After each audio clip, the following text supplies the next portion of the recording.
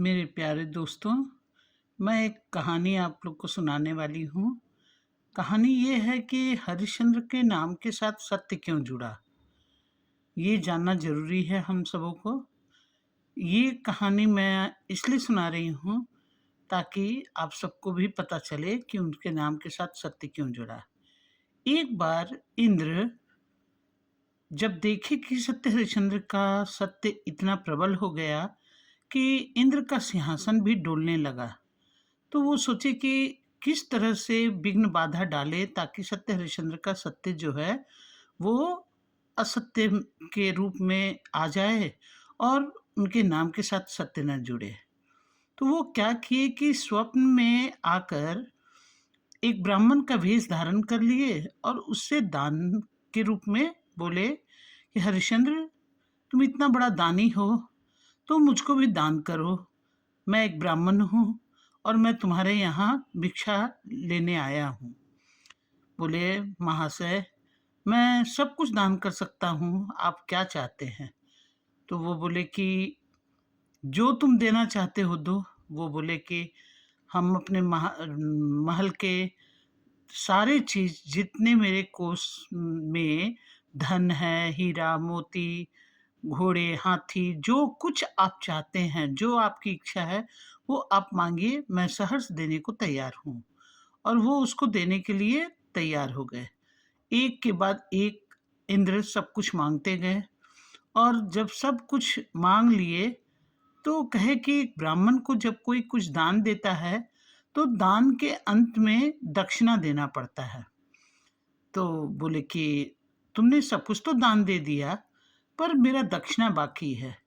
अब मैं तुमसे दक्षिणा चाहता हूँ। तो हरिश्चंद्र सोचे कि ठीक है, कोषाध्यक्ष में तो बहुत सारा पैसा धन दौलत है, उसी में से निकाल कर दे देते हैं। जब वो निकाल के देने के लिए तैयार हुए और जैसे ही हाथ बढ़ाए अपने कोषाध्यक्ष से कि कुछ धन निकाल कर दे दें दक्षिणा के रूप में, तुरंत उस ब्राह्मण ने उनका हाथ पकड़ लिया। बोला, आपने तो ये सब मुझको दान में दे चुका है, फिर इसमें से कैसे आप दे रहे हो? अब हरिश्चंद्र सोचने के लिए विवश हो गए कि अब क्या करें। तब तक उनका ये स्वप्न की बात थी और वो उनका नींद जो है टूट गया। नींद टूटा तो वो सोचे कि इस तरह का अपशकुन वाला स्वप्न मैं देखा हूँ, मेरे साथ क्या होने वाला है। और वो क्या कहे इंद्र कि मैं प्रातः काल आऊंगा और तुमसे दक्षिणा लूंगा, कहकर वो अंतर्ध्यान हो गए। अब राजा के नींद टूटने के पश्चात वो सोचने लगे कि इस तरह का अपशकुन स्वप्न मैं देखा हूँ, मेरे साथ क्या होगा। वो सुबह उठे और उनकी पत्नी का नाम था शैब्या। वो बताने लगे कि देखो ना, मैं इस तरह का सपना देखा हूँ, पता नहीं क्या होने वाला है। वो बोले, नहीं, ऐसी बात नहीं है, स्वप्न में बहुत कुछ आदमी देखता है, पर हर कुछ सत्य होगा ऐसा जरूरी नहीं है। और फिर वो लोग प्रातः होते ही उठ गए। जैसे ही सूर्योदय हुआ, फिर वो इंद्र ब्राह्मण का वेश धारण करके आए और जोर से चिल्लाते हुए कहे, हरिश्चंद्र, तुमने मुझे दान में तो सब कुछ दे दिया पर दक्षिणा नहीं दिया है, दक्षिणा दो। अब वो बोले कि अब क्या करें। चुपचाप सर झुकाकर खड़े थे। बोले कि देखो, यदि सूर्यास्त के पहले तुमने दक्षिणा नहीं दिया तो सोच लेना कि आज तुम्हारा कहा हुआ बात मिथ्या हो जाएगा, यानी झूठ हो जाएगा, और तब तुम्हारे नाम के आगे जो सत्य लग रहा है ये कभी नहीं लगेगा। बोले, ठीक है महाराज, मैं सूर्यास्त से पहले आपको दक्षिणा के रूप में जो भी है मैं दान में दे दूंगा। अब क्या हो। तो उनका ये कहने के पश्चात वो इंद्र चले गए और जो हरिश्चंद्र थे वो अपनी पत्नी और उनका एक छोटा सा बेटा था 3 साल का, जो कि जिसका नाम था रोहताश, वो तीनों को लिए और लेकर बोले कि चलो, मैं अपनी कही हुई बात को असत्य तो होने नहीं दूंगा, स्वयं ही हम सब अपने को बेच देंगे और बिक्री करने के पश्चात जो पैसा मिलेगा वो हम दक्षिणा के रूप में दे देंगे। ऐसा सोचकर वो अपनी पत्नी और बच्चे को लेकर बाजार में चले गए और बाजार में जाकर कहें मुझको कोई मोल लो, मुझको कोई मोल लो। हरिश्चंद्र अलग कहे, पत्नी शैब्या अलग कही, रोहतास तोतला बोली में अलग कहा। इस तरह से कहते कहते क्या हुआ कि हरिश्चंद्र को एक चांडाल जो शमशान घाट में शमशान का मालिक था, वो उसको चांडाल के रूप में खरीद लिया कि तुमको शमशान घाट में पहरा देना होगा, ताकि जितनी भी शव जले, जितनी भी लाश जले, उससे कफन लेना तुम्हारे लिए आवश्यक है, तभी तुम उस लाश को जलने दोगे। बोला ठीक है, मंजूर है। और हरिश्चंद्र उस काम के लिए तैयार हो गए और अपने को बेच दिए। अब एक साहूकार, या कहा जाए तो वो क्या कहते हैं उसको, साहूकार ही बेहतर रहेगा। जैसे ये मारवाड़ी या उस तरह का व्यक्ति जो धन धान्य से बहुत ही संपन्न होता है, उस तरह का व्यक्ति आया और शैब्या को नौकरानी के रूप में खरीद लिया कि ये मेरे घर में बर्तन मलेगी और सारा काम करेगी।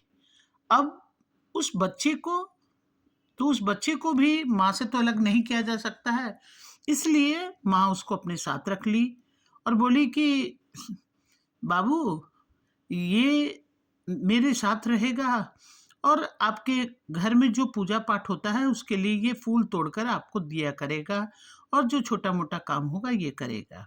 शैब्या रोहतास को लेकर चली गई उसके घर और उस साहूकार के घर में जाकर काम करने लगी। कभी बर्तन मलती, तो कभी पोछा लगाती, तो कभी गोबर के कंधे यानी गोईठा जिसको बोलते हैं, वो ठोका करती थी। अब हर्षन और इस सब जब चंडाल के हाथ बिक गया, उस साहूकार के हाथ में शैब्या बिक गई, तो उस पैसे को लाकर हरिश्चंद्र उस इंद्र को दे दिए। अब इंद्रासन का सिंहासन अभी भी डोल रहा है। अब इंद्र सोचे कि इतना बड़ा प्रतिज्ञा करने के पश्चात भी ये व्यक्ति अपने आप को बेच दिया और बेचने के पश्चात लाकर मुझको दक्षिणा दे दिया। अब क्या करे, कैसे इसका भंग करे, इसके सत्य को कैसे तोड़े।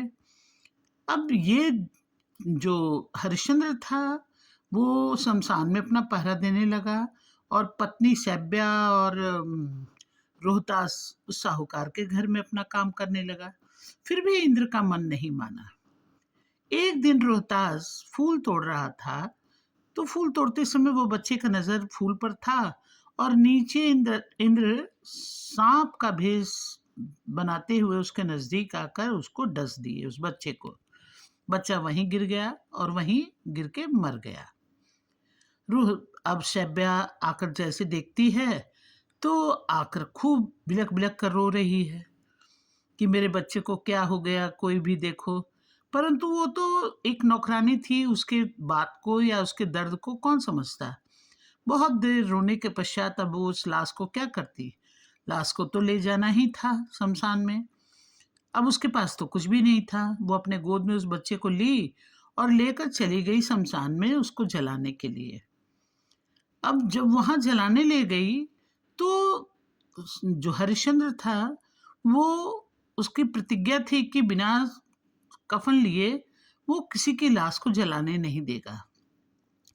जैसे शैब्या उस रोहतास को लेकर गई तो तुरंत हरिश्चंद्र कहते हैं कि बिना लाश को तब तक जलाने नहीं दिया जाएगा जब तक कि कफन नहीं मिलेगा। अब वहां शैब्या के पास कुछ भी नहीं था।